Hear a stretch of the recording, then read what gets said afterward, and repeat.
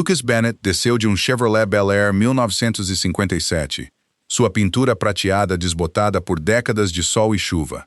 E no instante em que suas botas tocaram o cascalho do pátio do leilão, risadas se espalharam pela multidão como um vento gelado.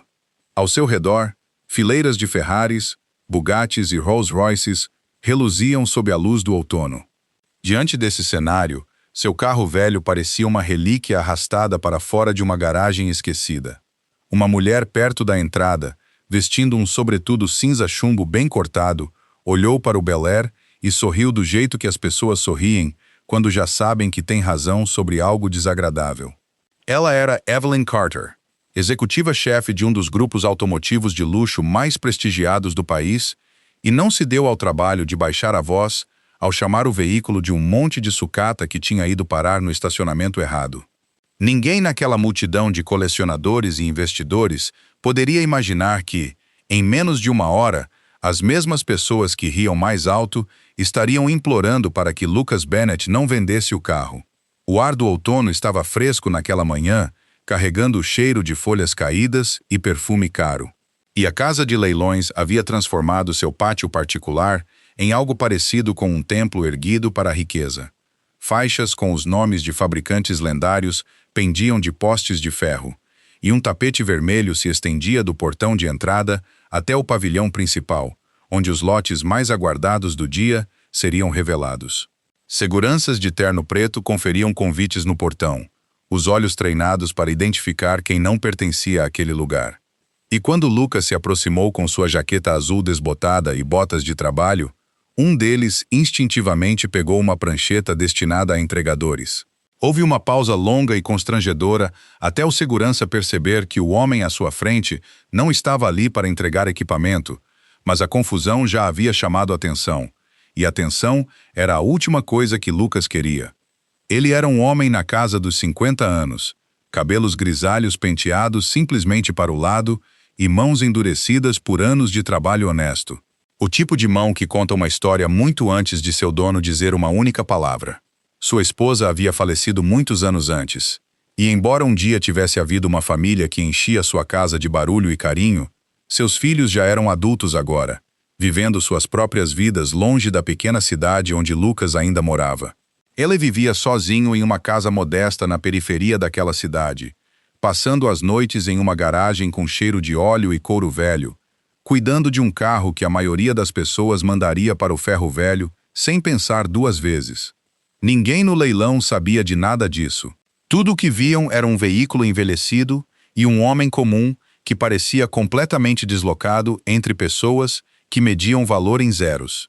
Alguns colecionadores bem vestidos tiraram os celulares e começaram a filmar, sussurrando entre si sobre como alguém claramente tinha entrado ali vindo da rua. E as risadas deles ecoavam pelo pátio com aquele tipo de crueldade casual que vem fácil para quem nunca precisou provar nada. Lucas não respondeu nada, simplesmente ficou ao lado do carro, uma mão apoiada no capô gasto, e esperou. Quando Evelyn Carter desceu de seu Bentley instantes depois, os saltos batendo no asfalto com confiança treinada, ela deu uma olhada no Bel Air e não resistiu a um comentário. "Acho que você deve ter errado o endereço", disse ela, num tom polido e frio, provocando uma nova onda de risadas na pequena multidão que se reunia perto da entrada. Lucas encarou-a com calma, sem raiva e sem necessidade de se defender. "Só vim para dar uma olhada", respondeu. E algo na firmeza de sua voz fez algumas pessoas pausarem, embora a maioria simplesmente voltasse às suas conversas, descartando-o tão rápido quanto o haviam notado. O que nenhum deles sabia era que, guardado no bolso do casaco, havia um convite diferente de qualquer outro naquela multidão. Um cartão impresso em papel preto grosso com letras douradas, do tipo reservado a um punhado de convidados cuja presença a casa de leilões considerava essencial, não opcional. Quando Lucas finalmente o mostrou no portão, a expressão do segurança mudou de suspeita para surpresa visível, e ele o deixou passar sem mais uma palavra, deixando os curiosos se perguntando, só por um instante, o que exatamente tinham perdido.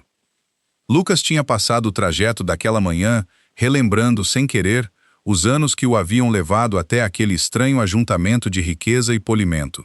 Sua casa ficava na periferia de uma cidade tranquila, onde as estações mudavam devagar e os vizinhos ainda acenavam de suas varandas.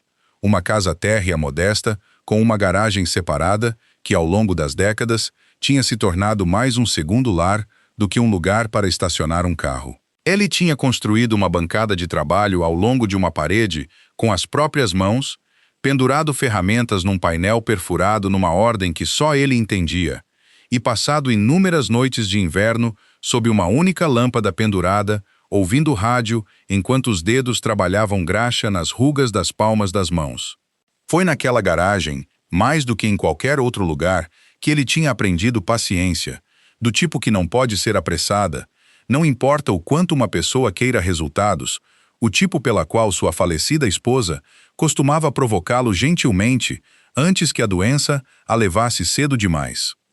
Ele havia criado os filhos praticamente sozinho depois disso, equilibrando longas horas numa pequena oficina mecânica com treinos de futebol e apresentações escolares, nunca encontrando as palavras certas para explicar por que passava tanto do seu escasso tempo livre cuidando de um carro velho que nunca parecia ir a lugar nenhum.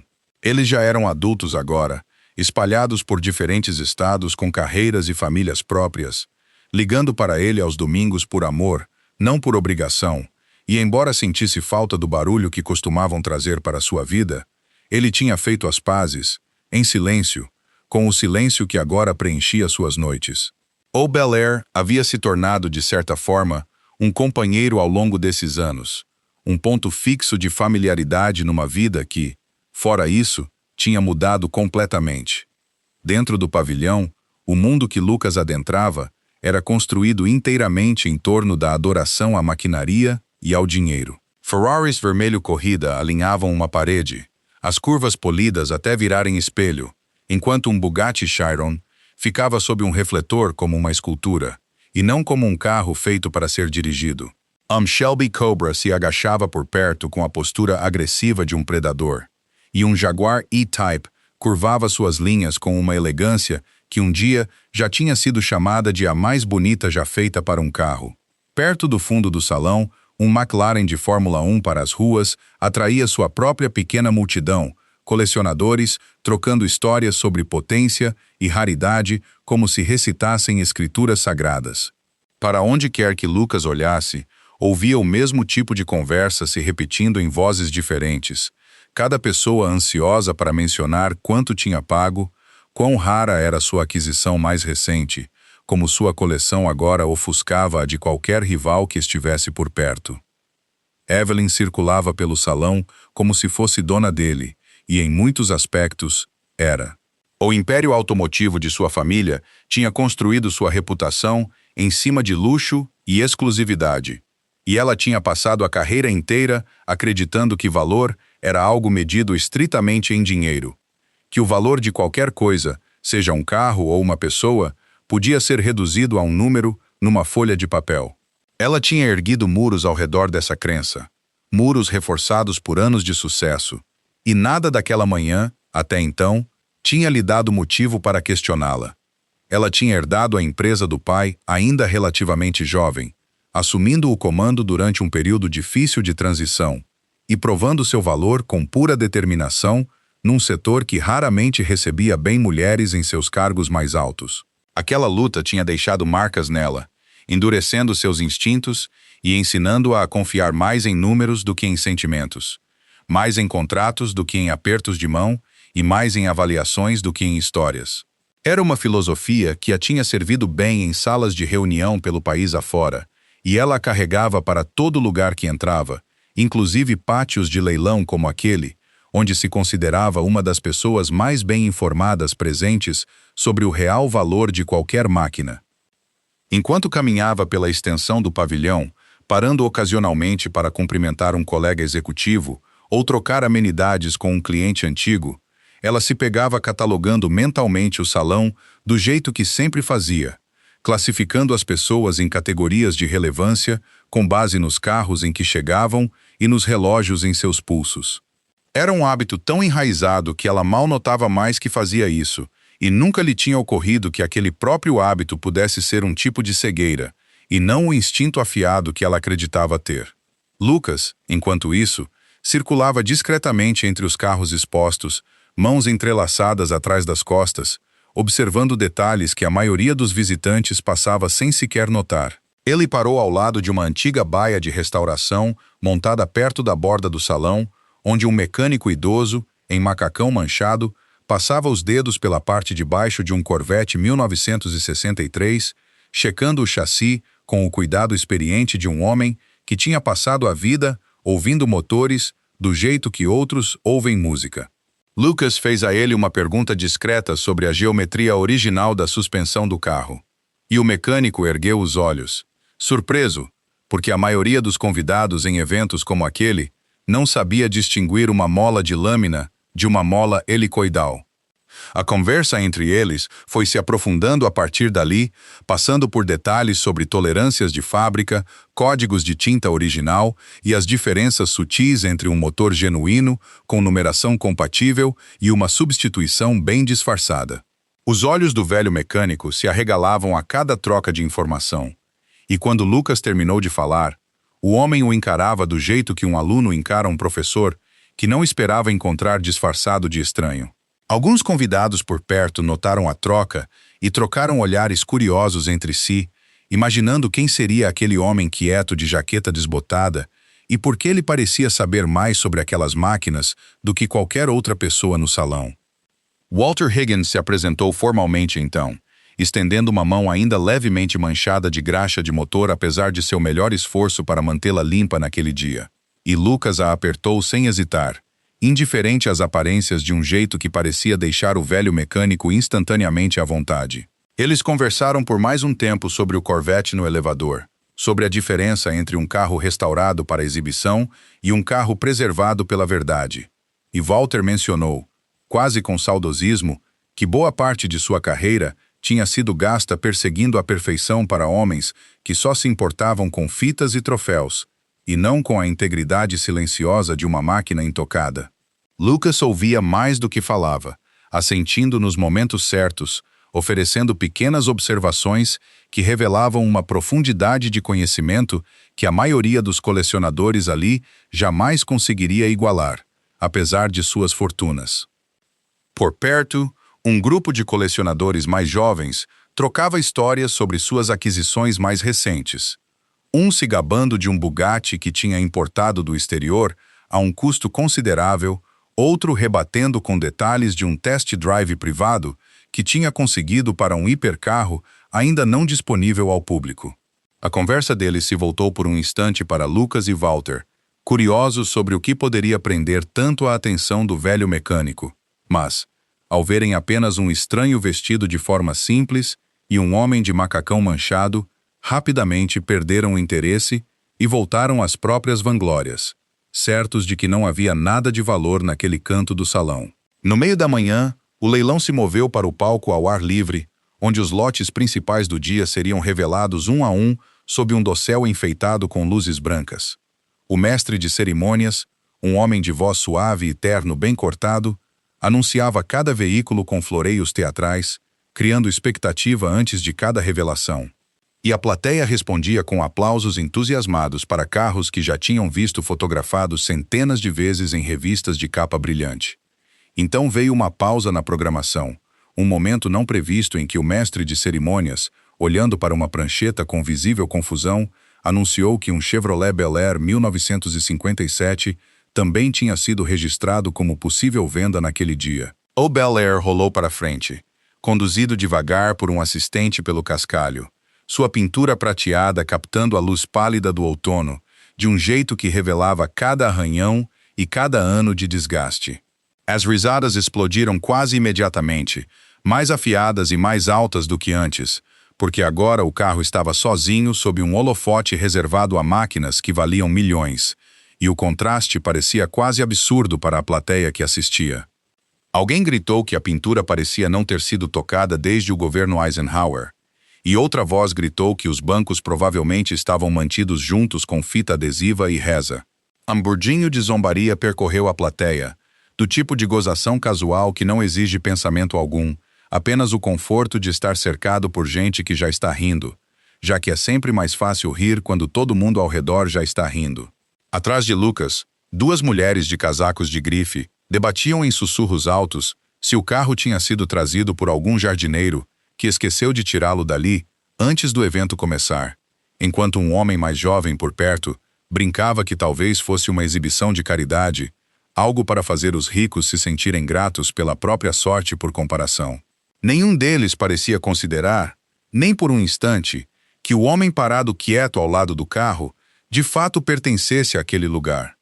E Lucas absorvia cada comentário sem reação visível, tendo aprendido há muito tempo que se explicar para estranhos raramente mudava o jeito como eles o enxergavam.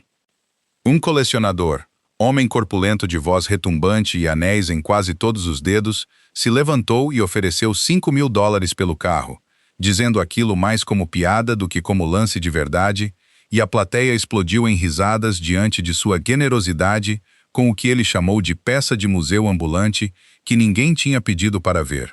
Lucas ficou em silêncio por um longo momento, observando os rostos ao redor, antes de simplesmente balançar a cabeça e recusar a oferta sem levantar a voz.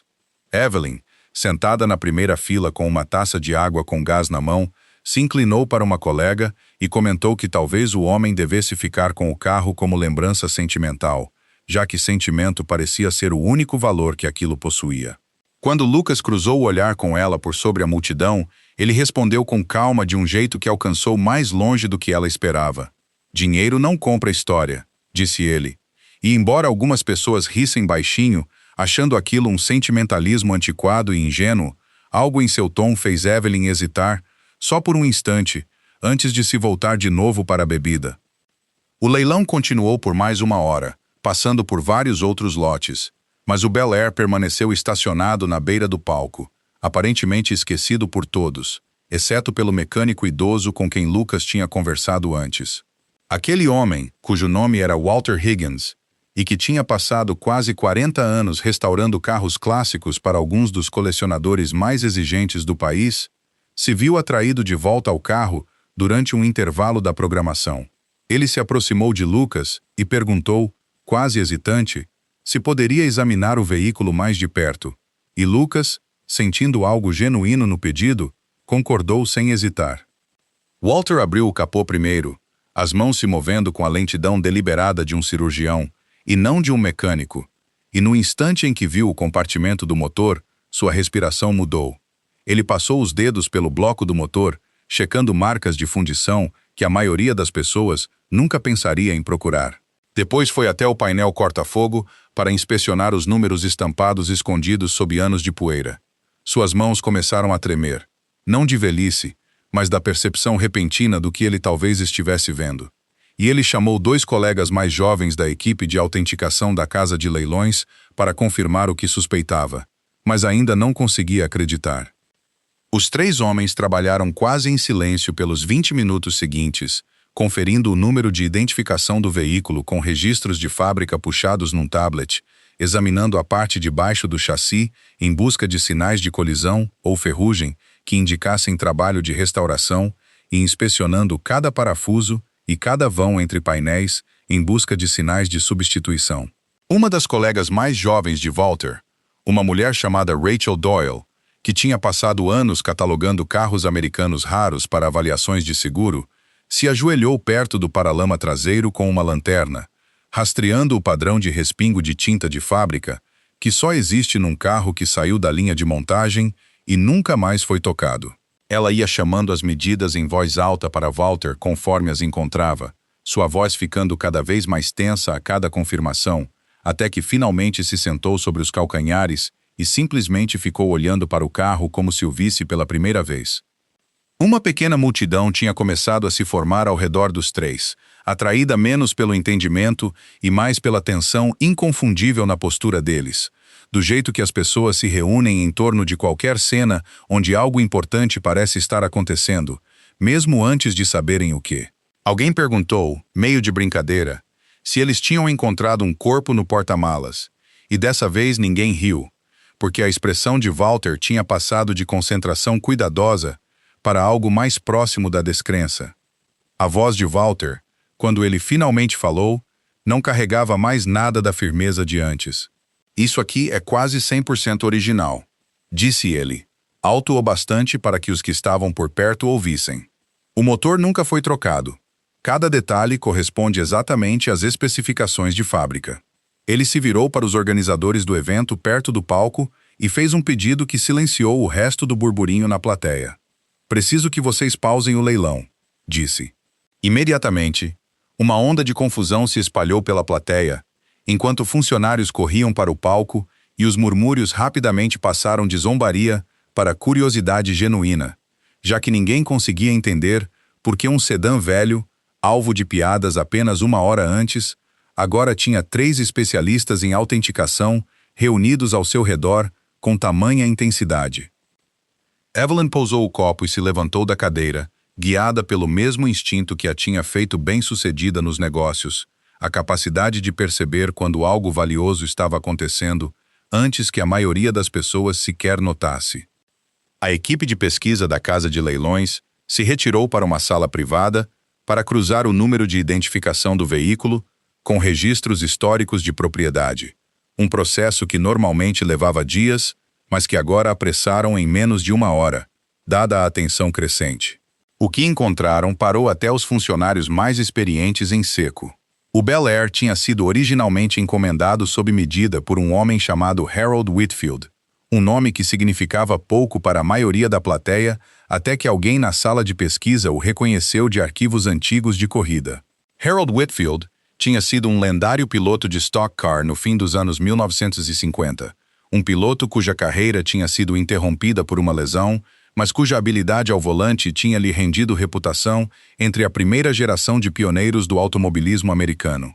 Segundo os registros, aquele Bel Air em particular tinha sido seu veículo pessoal, construído com várias modificações de fábrica que nunca tinham sido oferecidas ao público em geral, tornando-o um entre talvez apenas um punhado de carros assim já produzidos.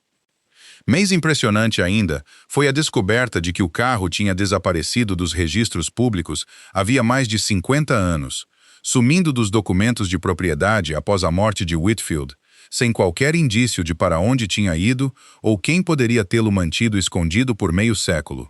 Colecionadores especializados na história da corrida americana especulavam havia tempos sobre o destino do carro, alguns achando que tinha sido sucateado décadas atrás, outros acreditando que ele existia apenas como um boato passado entre veteranos em feiras de troca.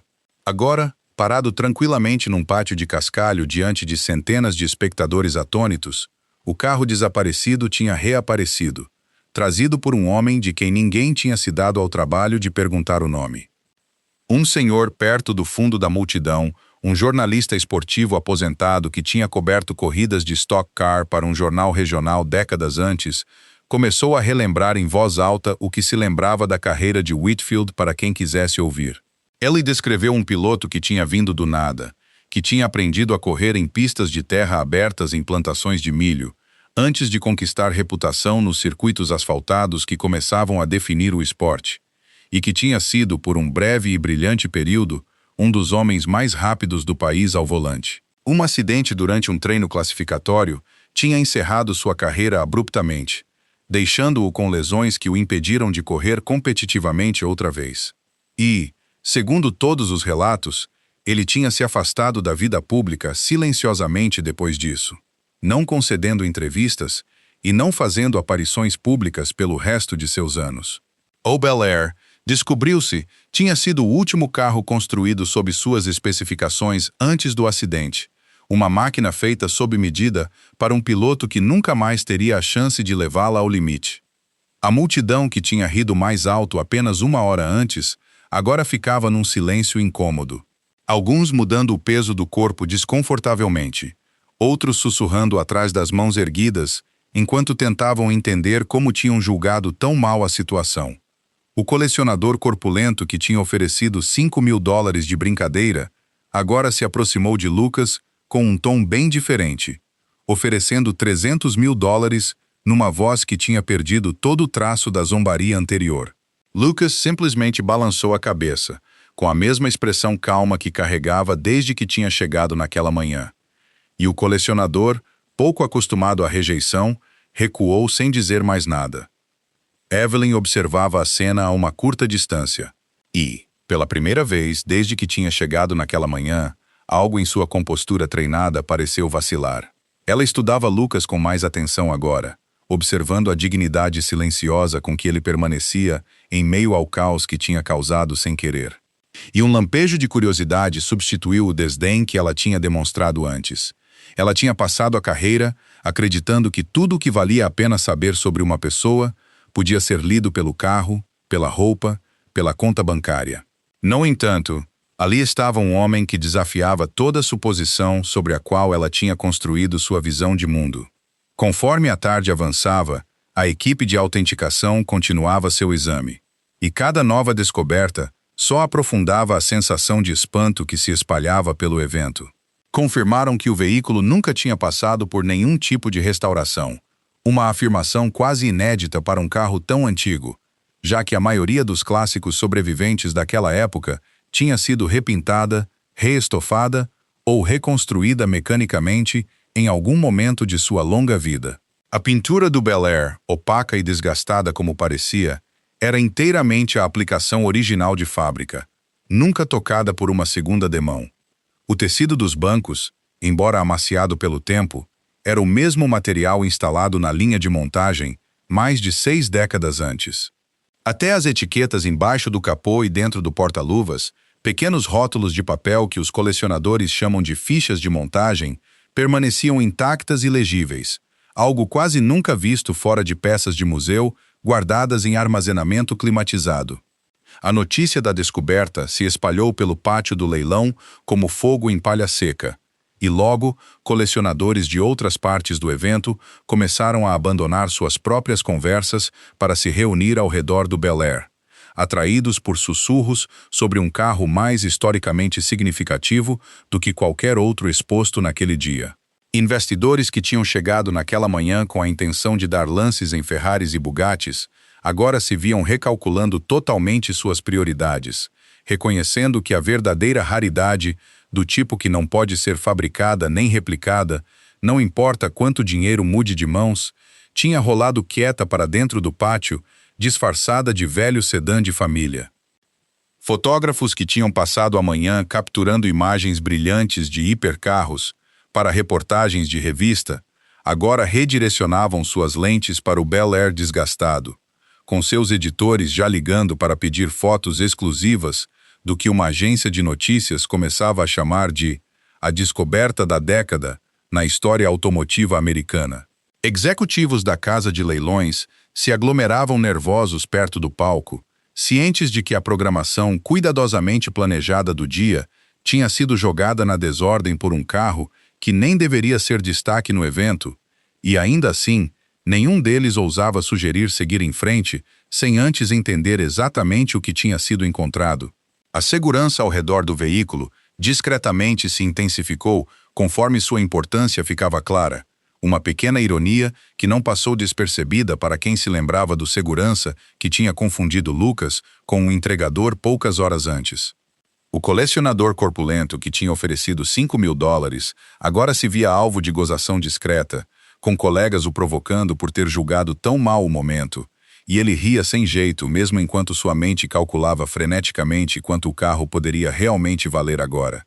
Outros colecionadores, mais controlados em sua decepção, simplesmente ficaram para trás observando, reconhecendo que o que se desenrolava diante deles pertencia a uma categoria de importância diferente de qualquer coisa que o dinheiro sozinho pudesse resolver facilmente.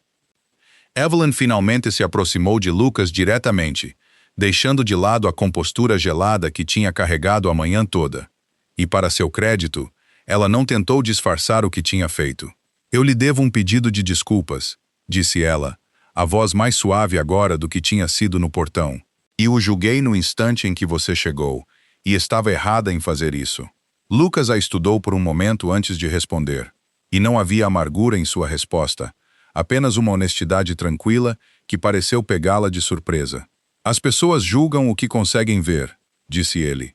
"Na maioria das vezes, é só isso que elas têm para se basear."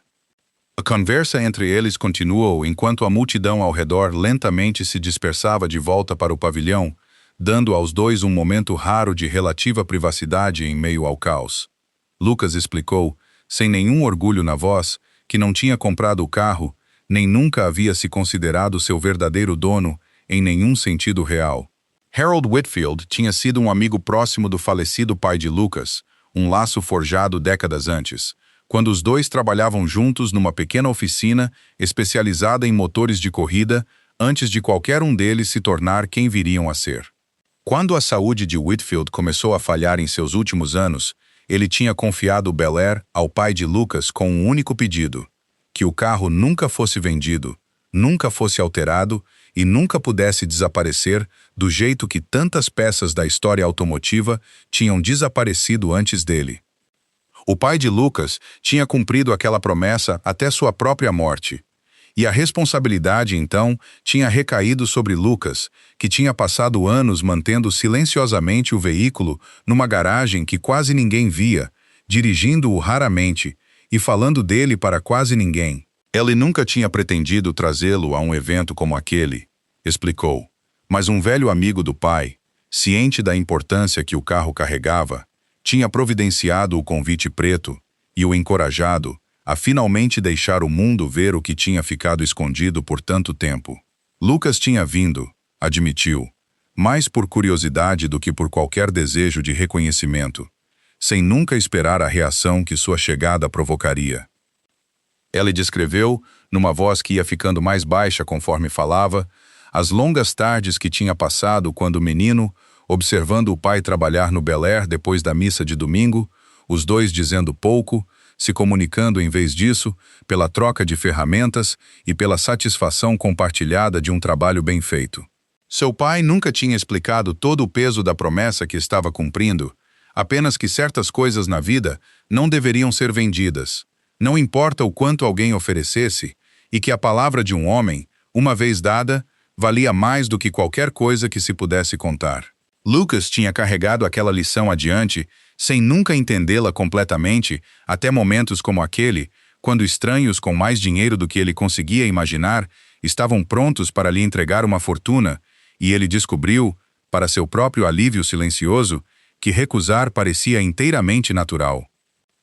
Evelyn perguntou a ele, com cuidado, se alguma vez tinha se sentido tentado, nem que fosse uma vez, a simplesmente ficar com o dinheiro e deixar o passado enterrado do jeito que estivera por 50 anos.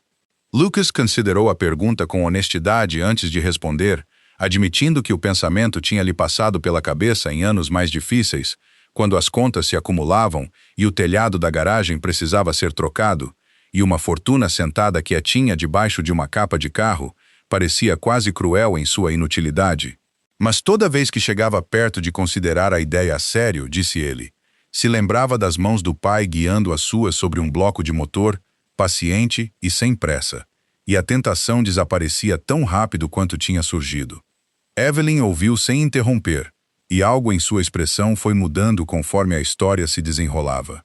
O ceticismo treinado que ela usava como armadura lentamente dava lugar a uma reflexão genuína. Ela tinha passado toda a vida adulta acreditando que valor sempre podia ser quantificado, que o valor de qualquer objeto ou conquista podia ser capturado numa etiqueta de preço. No entanto, ali estava uma história que se recusava a caber dentro daquele esquema, por mais que ela tentasse forçá-la. Um carro que tinha recebido uma oferta de $300 mil e a rejeitara sem hesitar, guardado não por lucro, mas pela memória de uma promessa feita entre dois homens que já tinham falecido há muito tempo. Ela se viu, pela primeira vez em mais tempo do que conseguia lembrar, genuinamente curiosa sobre uma pessoa, em vez de calcular quanto aquela pessoa poderia valer para ela.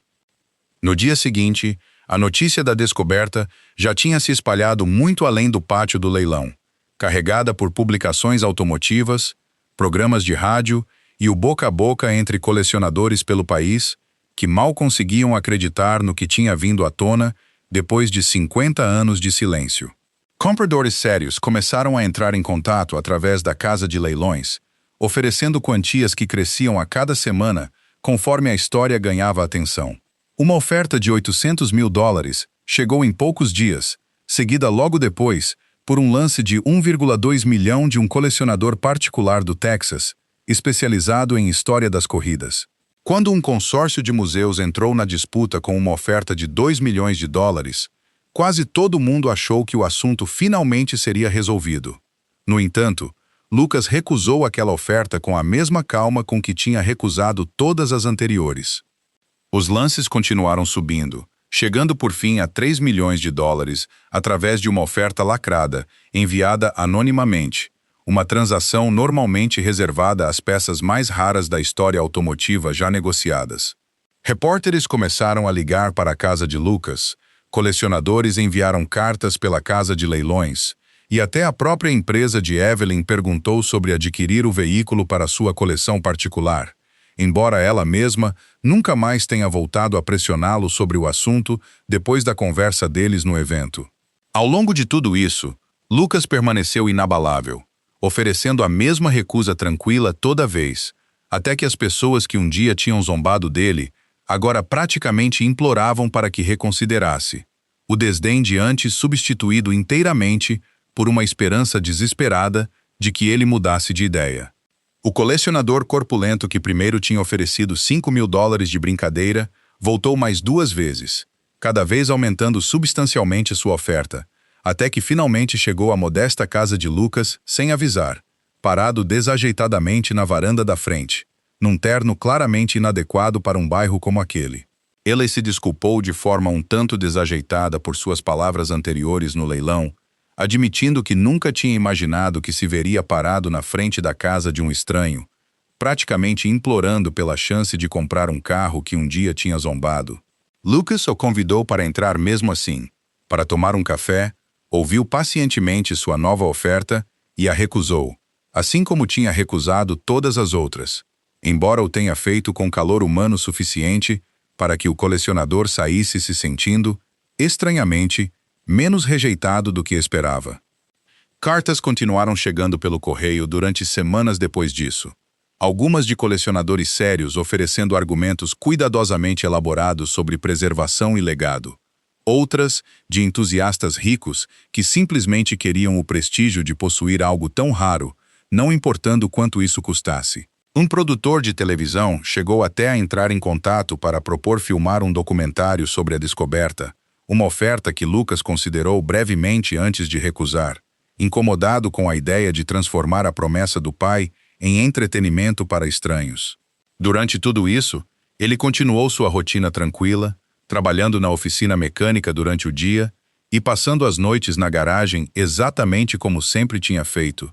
A atenção repentina se instalando sobre sua vida como um clima estranho que ele estava determinado a esperar passar.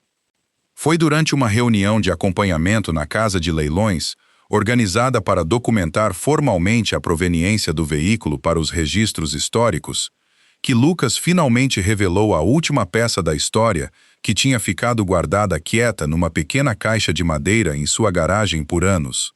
Ele trouxe consigo um envelope lacrado amarelado pelo tempo, junto com o testamento original de Harold Whitfield, várias fotografias em preto e branco do piloto orgulhoso ao lado do Bel Air em seus primeiros dias, e a chave de ignição original do carro, ainda presa a um chaveiro de couro gasto com as iniciais de Whitfield. Dentro do envelope, havia uma carta escrita de próprio punho por Whitfield, a tinta desbotada, mas as palavras ainda legíveis. E Lucas a leu em voz alta para o pequeno grupo de autoridades do leilão, jornalistas e colecionadores reunidos para a ocasião. A carta explicava que Whitfield tinha construído sua carreira e sua fortuna através das corridas, mas que a fama e o dinheiro lhe tinham custado amizades, tempo com a família e, por fim, sua saúde. Lições que ele só tinha entendido quando já era tarde demais para recuperar o que tinha perdido. Ela escreveu que, se o carro ainda existisse quando alguém lesse aquelas palavras, esperava que servisse de lembrete de que algumas coisas nunca podem ser medidas em dinheiro, e que a honra, uma vez gasta descuidadamente, é muito mais difícil de recuperar do que qualquer quantidade de riqueza. Um silêncio pesado tomou conta da sala quando Lucas terminou de ler quebrado apenas pelo som discreto de Evelyn enxugando lágrimas dos olhos, algo que ela não esperava fazer numa sala cheia de colegas e estranhos. Vários colecionadores que tinham passado décadas construindo impérios à base de carros raros se viram reconsiderando, ainda que por um momento, o que exatamente tinham perseguido durante todos aqueles anos.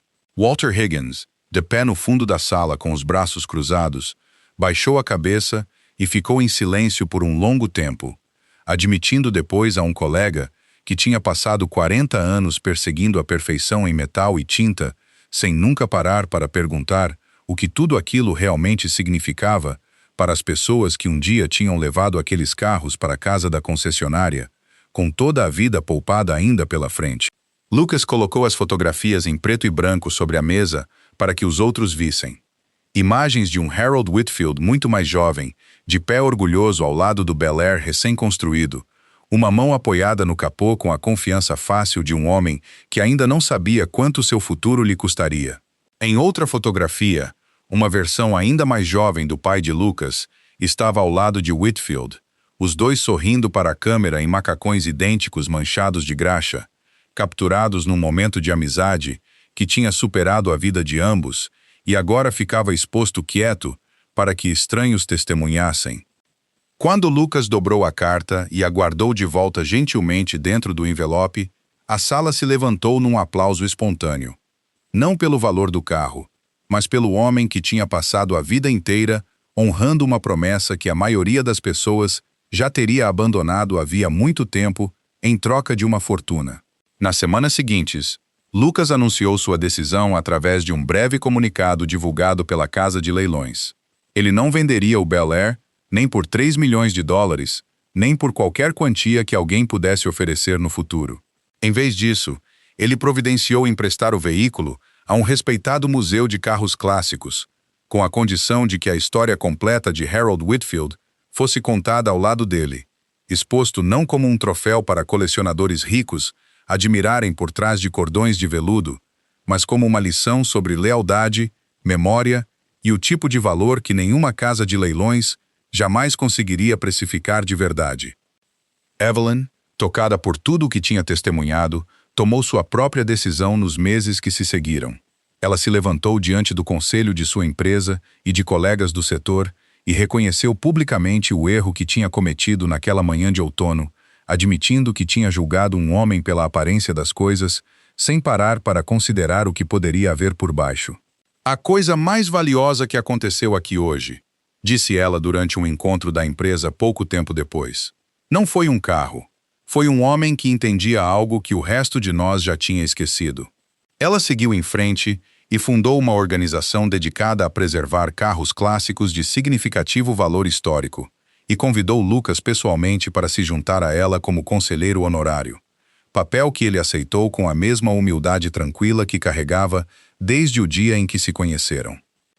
A relação de trabalho entre os dois foi crescendo devagar ao longo dos meses seguintes, construída no respeito mútuo e não na frieza transacional a que Evelyn costumava recorrer em toda a interação profissional. Ela se pegava ouvindo mais do que falando quando Lucas estava na sala, absorvendo lições sobre paciência e integridade que nenhuma faculdade de administração jamais lhe tinha ensinado.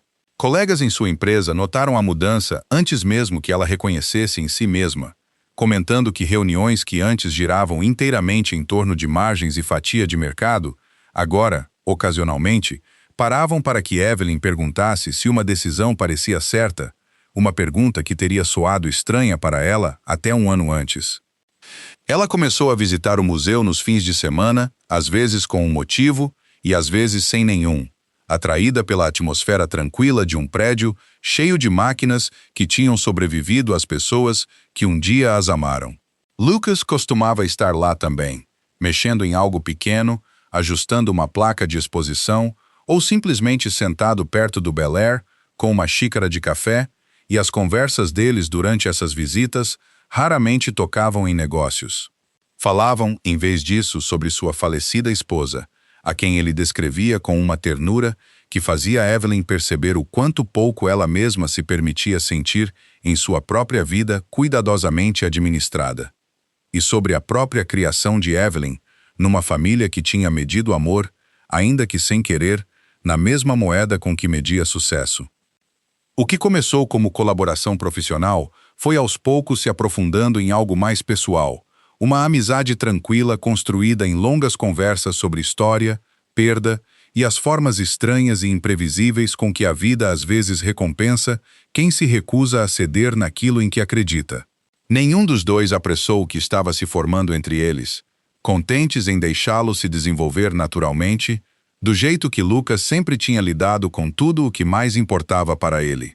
Não houve nenhuma grande declaração entre eles, apenas um entendimento gradual que crescia a cada visita, a cada silêncio compartilhado, a cada pequena gentileza trocada sem expectativa de nada em troca, até que, numa noite, Evelyn percebeu que esperava por aquelas visitas de fim de semana mais do que quase qualquer outra coisa em sua vida, cuidadosamente programada.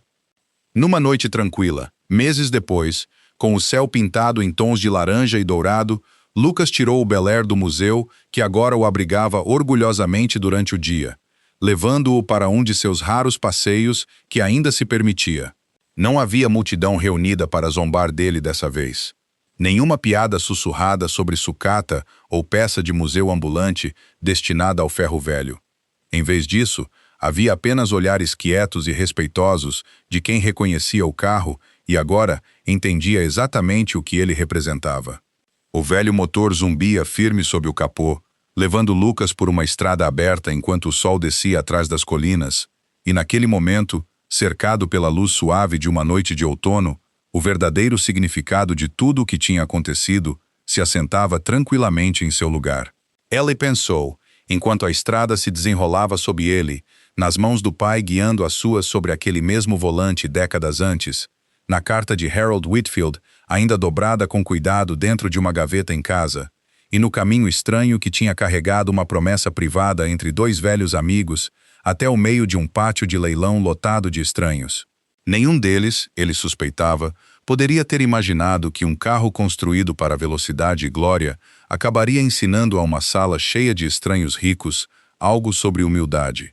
Mas talvez fosse assim mesmo que as lições mais verdadeiras encontravam seu caminho no mundo, chegando quietas, disfarçadas de algo fácil de ignorar. A Fundação de Evelyn continuou seu trabalho nos meses e anos que se seguiram, restaurando e preservando veículos de real peso histórico, e não simplesmente os de etiquetas de preço mais altas. E Lucas permaneceu profundamente envolvido, sua opinião carregando agora mais influência naquele mundo do que ele jamais tinha buscado ou esperado. No entanto, ele nunca deixou o reconhecimento mudar o ritmo de seus dias. Continuava acordando cedo, continuava trabalhando com as mãos, continuava encontrando mais conforto no silêncio de sua garagem do que em qualquer sala de reunião ou evento de gala. As pessoas que um dia tinham rido dele naquele estacionamento raramente falavam do momento em voz alta agora, embora muitas admitissem, em particular, quando perguntadas, que aquilo tinha mudado o jeito como olhavam para cada estranho que julgavam rápido demais depois. O Bel Air seguia rodando, sem pressa e sem se incomodar com a fortuna que poderia ter rendido ou com a fama que tinha brevemente causado. E sua pintura prateada e gasta captava a última luz do dia como algo silenciosa e permanentemente em paz. O que Lucas Bennett tinha carregado consigo o tempo todo nunca tinha sido, na verdade, sobre o carro, mas sobre uma promessa cumprida através de gerações, uma lealdade que se recusou a dobrar sob o peso do dinheiro. E um lembrete para todos que testemunharam aquilo de que o verdadeiro valor raramente está no quanto algo vale, mas na história que carrega, na confiança depositada nele, e na dignidade de quem escolhe, contra toda a pressão do mundo, protegê-lo.